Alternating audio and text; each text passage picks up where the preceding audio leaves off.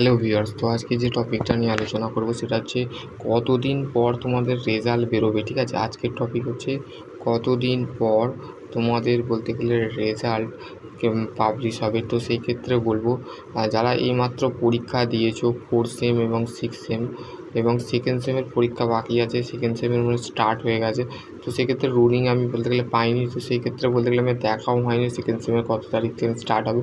তো সেই ক্ষেত্রে বলবো তোমাদের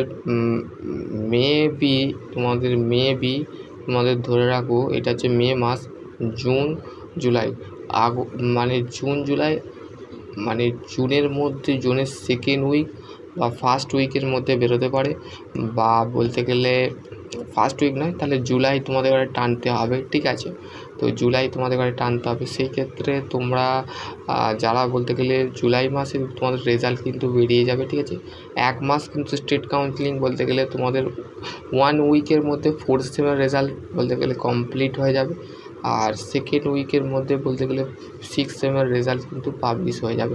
6th সেমের বলতে গেলে 4th সেম 6th সেম বলতে গেলে হাতে একটা মাস টানা লাগবে, তারপর তোমাদের বলতে গেলে রেজাল্ট কিন্তু পাবলিশ হয়ে যাবে।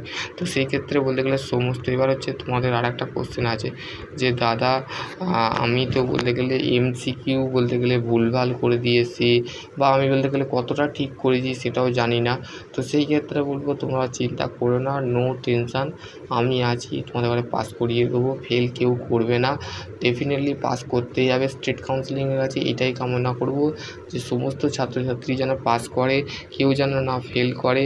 কারণ হচ্ছে একটা বলতে গেলে ফেল করা মানে হচ্ছে 1 বছর বসে থাকা। ঠিক আছে, 1 বছর মানে বসে থাকা। তো সেই ক্ষেত্রে তোমাদের উপরে বেস্ট অফ লাক, তোমাদের এক্সাম কিন্তু ভালো হয়েছে। তোমরা বলতে গেলে এরপরে কী নিয়ে পড়তে চাইছো, বিটেক করবে না বলতে গেলে জব করবে, তো অবশ্যই কমেন্ট সেকশানে কমেন্ট করে জানাবে যে তোমাদের কী করার ইচ্ছা আছে। তো সকলে ভালো থেকো, সুস্থ থেকো, থ্যাংক ইউ।